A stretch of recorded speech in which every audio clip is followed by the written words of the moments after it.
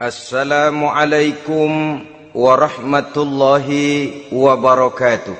Waalaikumsalam warahmatullahi wabarakatuh.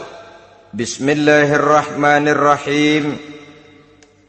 Alhamdulillahi rabbil alamin. Wassalatu wassalamu ala ashrafil anbiya'i wal mursalin, Sayyidina wa maulana Muhammadin wa ala alihi wa ashabihil mujahidin at-tahirin, amma ba'du.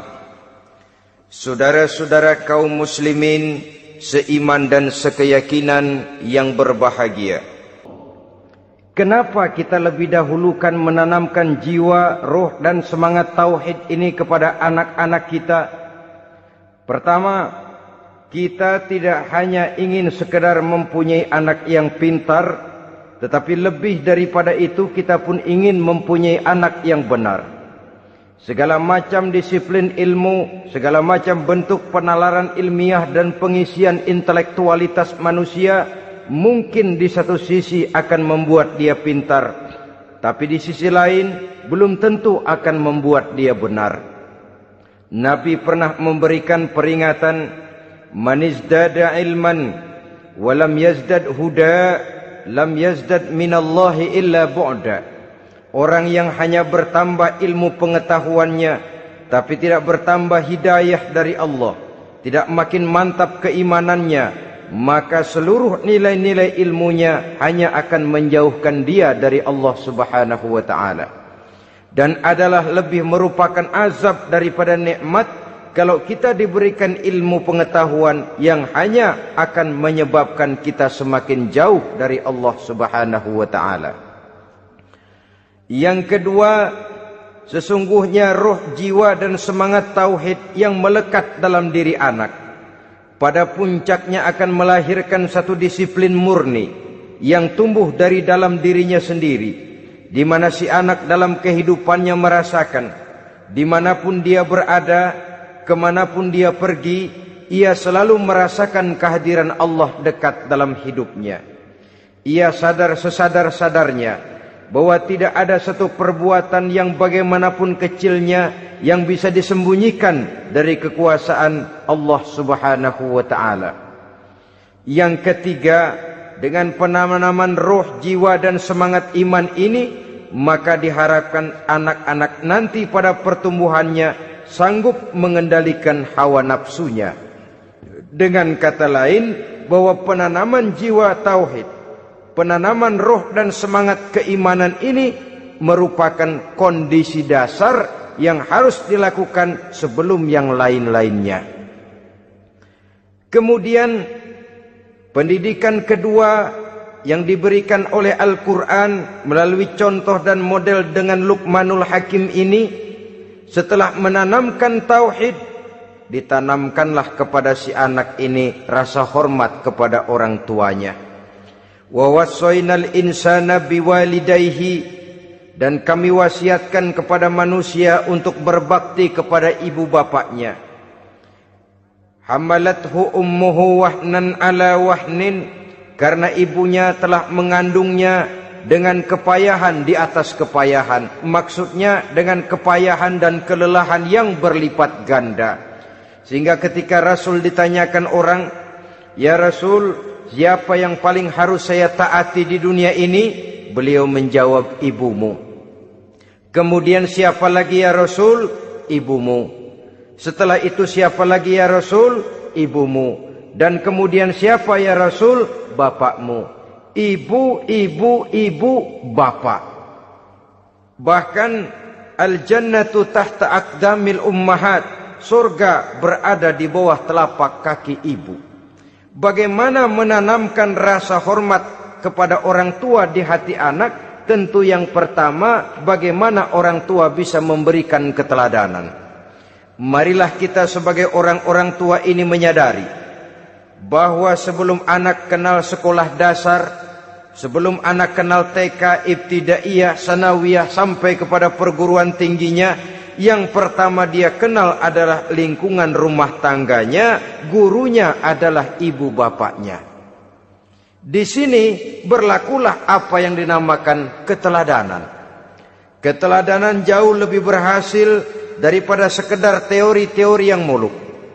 Keteladanan jauh lebih berhasil daripada berbagai macam indoktrinasi dan penataran.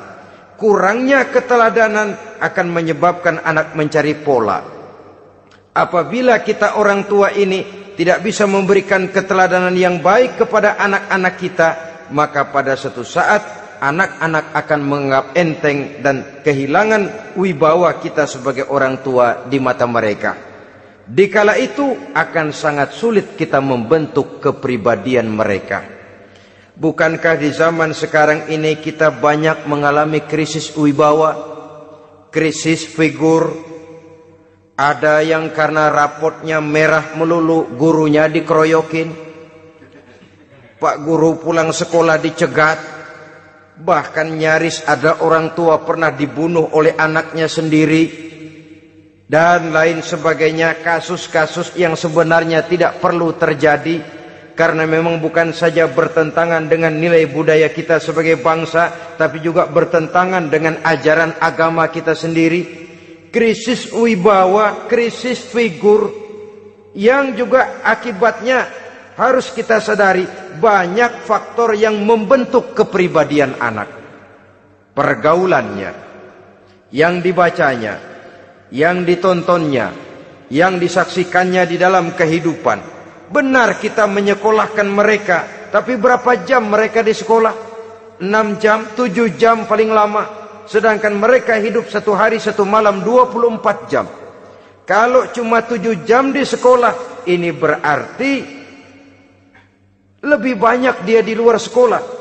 Dan di luar sekolah itu artinya ya rumah tangganya, ya temannya, ya lingkungan di mana dia tinggal, yang seluruhnya sangat besar pengaruhnya dalam ikut membentuk kepribadian anak-anak kita. Saya katakan tadi, di samping kita menghadapi perang akidah, kita pun berhadapan di dalam perang menghadapi peradaban dan kebudayaan yang bukan saja menjauhkan kita dari agama, tetapi sanggup menghancurkan moral daripada anak-anak kita. Secara pribadi, saudara-saudara, saya iri, saya kagum misalnya dengan kemajuan yang diperoleh oleh negara tetangga kita, Jepang misalnya. Padahal tahun 45 ia pun hancur lebur oleh meledaknya atom di Hiroshima dan Nagasaki. Tapi bagai satu tenaga raksasa kemudian Jepang bangkit menjadi satu negara superpower di Asia.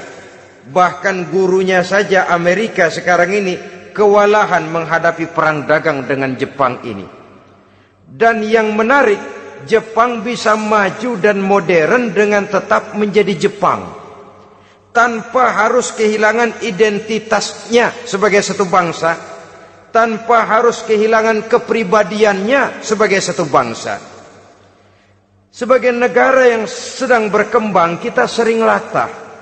Kita ingin meniru Barat, tapi bukan teknologinya, westernisasinya yang kita tiru. Bukan isinya, kulitnya yang kita ambil. Akibatnya apa? Modernnya belum, orangnya sudah Barat. Bergaulnya sudah cara Barat, berumah tangganya sudah cara Barat, berpakaiannya sudah cara Barat, mendidik anaknya sudah cara Barat. Di mana ketemu orang tua cukup hello daddy. Kulitnya kita ambil, sementara isinya kita campakkan. Ironi dan menyedihkan. Padahal kita sesungguhnya bisa maju dan modern, bisa mengejar segala ketinggalan dan keterbelakangan kita, dengan tetap menjaga nilai-nilai luhur budaya kita sebagai satu bangsa, mengambil isinya, dan kalau memang tidak perlu, lalu mencampakkan kulitnya. Pengaruh peradaban dan kebudayaan yang menghancurkan moral daripada anak-anak kita, oleh pesatnya arus teknologi, oleh pesatnya arus komunikasi, di mana hal-hal yang terjadi di belahan dunia lain dapat kita saksikan hari ini juga melalui layar televisi, yang terjadi di Amerika, di Eropa, di Afrika, di ujung dunia yang paling ujung sekalipun. Di ujung dunia yang paling ujung, Hari ini kejadian, hari ini sudah bisa kita saksikan. Pesatnya arus komunikasi, kalau jatuh ke tangan anak-anak kita yang belum mempunyai filter, daya saring positif, akan dicerna oleh mereka tanpa memilah dan memilih. Akibatnya orang kampung bilang kelolodan. Makan nggak dikunyah lagi, tentu saja akhirnya kelolodan. Dan kalau sudah kelolodan, menyusahkan kita seluruhnya. Oleh karena itu budaya menghormati orang tua perlu dijaga, perlu dipelihara dan diwariskan kepada anak-anak kita. Tali silaturahmi sehingga ada respeknya kepada orang tuanya. Jangan bapaknya dianggap CS, ibunya dianggap CS, kakeknya dianggap CS. Hilang rasa respek, hilang rasa menghormati. Sementara orang tua sendiri tidak bisa memberikan keteladanan, kurang mendapat perhatian dan lain sebagainya. Apalagi kalau baik ibu maupun bapak adalah orang-orang karier yang setiap hari sibuk menghadapi tugas masing-masing. Bapak sibuk rapat, pindah kantor sana kantor sini, ibu sibuk arisan, besarlah anak-anak di tangan pembantu dan lain sebagainya, sehingga dia merasa kurang mendapat perhatian, dan ini akan ikut membentuk warna dari kepribadian yang dimilikinya. Sampai kepada pelosok-pelosok desa, jaringan televisi memang menguntungkan. Tapi kalau sudah sampai kepada menayangkan budaya-budaya yang tidak sesuai dengan pola di mana mereka tinggal, pola lingkungannya, dan ingin mereka terapkan dalam kehidupan, ironi dan menyedihkan. Maka sering dikatakan, jikalau ABRI masuk desa, rakyat beruntung. Jikalau listrik masuk desa, rumah jadi terang. Jikalau koran masuk desa, rakyat jadi cerdas. Jikalau hakim masuk desa, rakyat lalu sadar hukum.